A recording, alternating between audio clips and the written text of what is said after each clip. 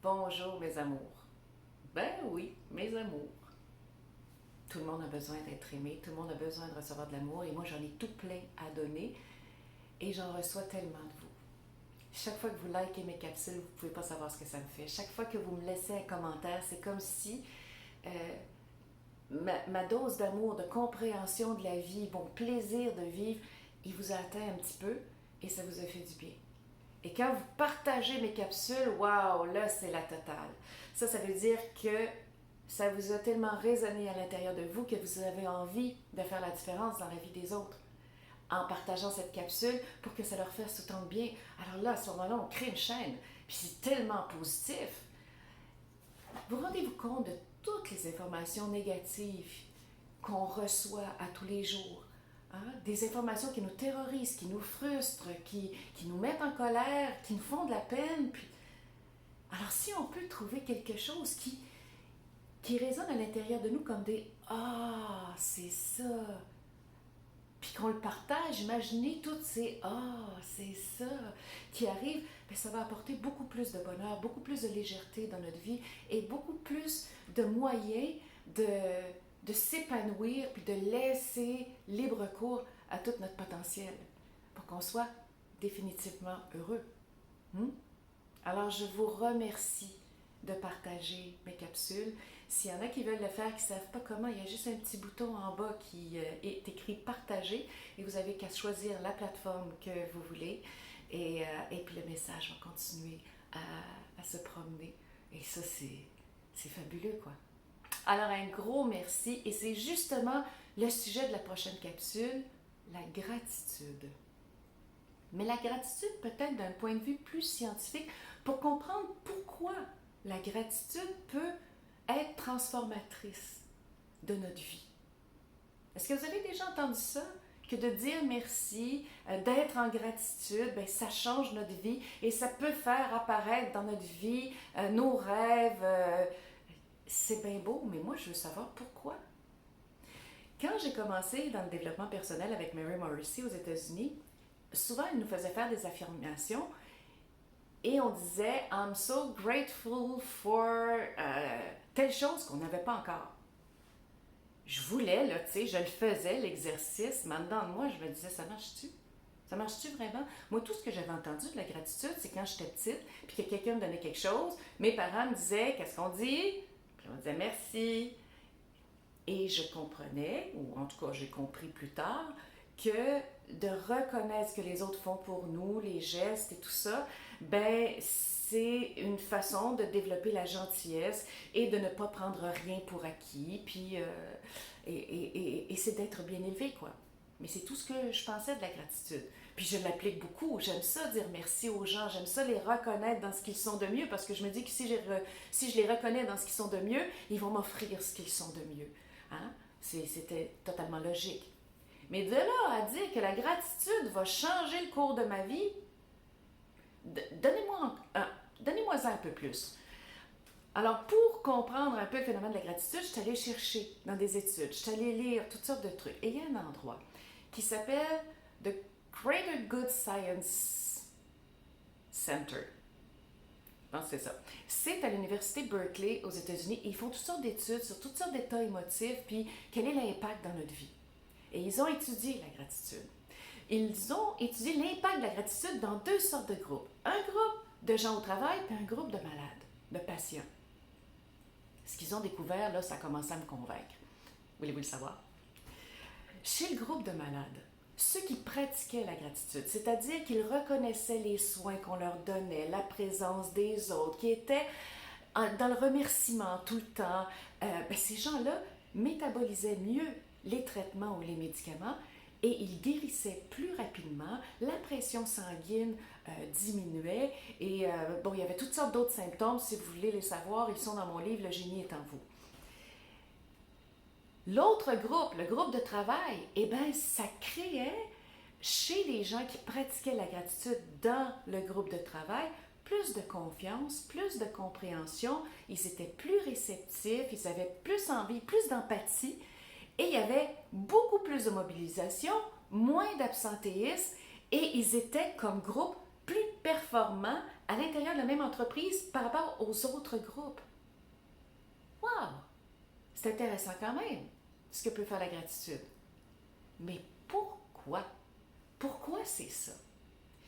Et là, grâce à la neuroscience, parce que de plus en plus on en sait dans le fonctionnement de notre cerveau, j'ai essayé de comprendre la gratitude selon les nouvelles découvertes qu'on a en neurosciences. Et là, attachez votre sucre, c'est assez exceptionnel. Moi, ça me fascine, ça me jette à terre. Imaginez-vous que la gratitude provient d'une hormone qu'on sécrète dans notre cerveau. Je vous ai dit dans d'autres capsules que le cerveau, à quoi il sert? Il sert à nous maintenir en vie.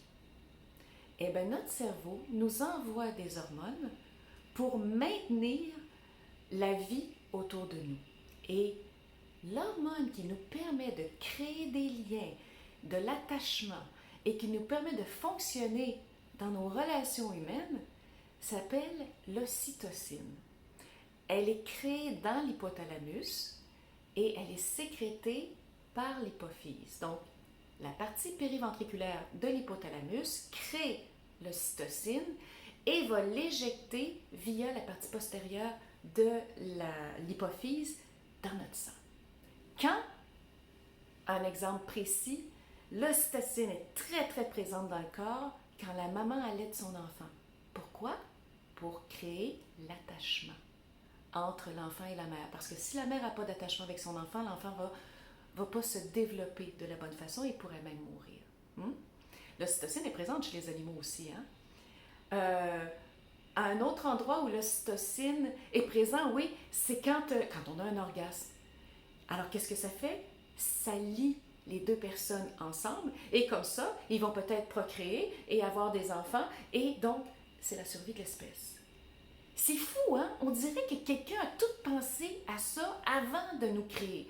Pour être sûr qu'on resterait en vie, puis qu'on pourrait se reproduire, puis qu'on pourrait créer des liens et avoir des sentiments d'appartenance et pouvoir compter les uns sur les autres, etc. Parce que c'est ça aussi que ça fait l'ocytocine.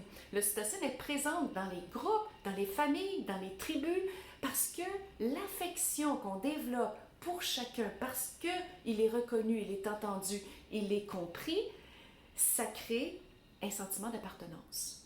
On dit que c'est l'hormone comme le ciment des relations personnelles. Alors, on commence à comprendre pourquoi cette hormone qui est créée à l'intérieur de nous peut amener des transformations dans notre vie. Et comment on peut le stimuler? Là, vous allez me dire, c'est sûr, Brigitte, là, tu sais, je vis des affaires dures dans ma vie. Et en ce moment, là, j'ai plein d'autres choses à faire, à régler, que de dire merci à n'importe quoi parce qu'en ce moment, ça va pas bien. Hein?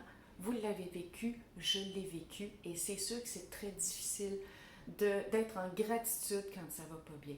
Mais, encore une fois, il y a un PhD aux États-Unis qui s'appelle Robert Emmons qui a découvert que tu n'as pas besoin d'aller bien pour pratiquer la gratitude et avoir l'ocytocine dans ton sang.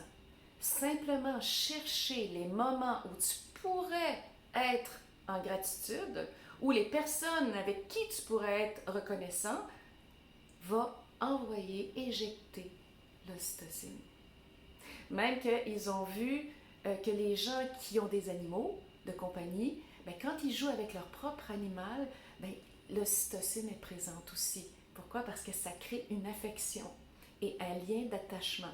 C'est la même, l'animal va le ressentir aussi, l'animal aussi va avoir l'ocytocine. Ils ont même fait un exercice, ça c'est assez flyé, ils ont fait sniffer de l'ocytocine à des gens. Alors, ils ont fait inhaler l'ocytocine. Et savez-vous ce qui s'est produit? Ils montraient par la suite des photos de gens heureux et des gens malheureux. Bien, les gens qui avaient inhalé l'ocytocine reconnaissaient ou se rappelaient plus d'images, de détails d'images de gens heureux que de gens malheureux. Aussi, on leur proposait de donner des dons. Et ceux qui avaient inhalé l'ocytocine étaient beaucoup plus enclins de donner leur argent, mais attention, à des causes humaines, humanitaires. Si c'était pour des enfants, pour des gens qui sont dans le besoin et tout ça, là, il y avait envie de donner. Si c'était pour développer un logiciel, développer une entreprise, développer... Non, ça ne fonctionnait pas. Donc, quand l'ocytocine est dans notre sang, ça nous permet de déclencher une activité neuronale dans notre cerveau, dans notre cortex préfrontal, qui indique qu'on a une intelligence émotionnelle. Et les chercheurs ont conclu que lorsque l'intelligence émotionnelle est présente, le bonheur s'ensuit.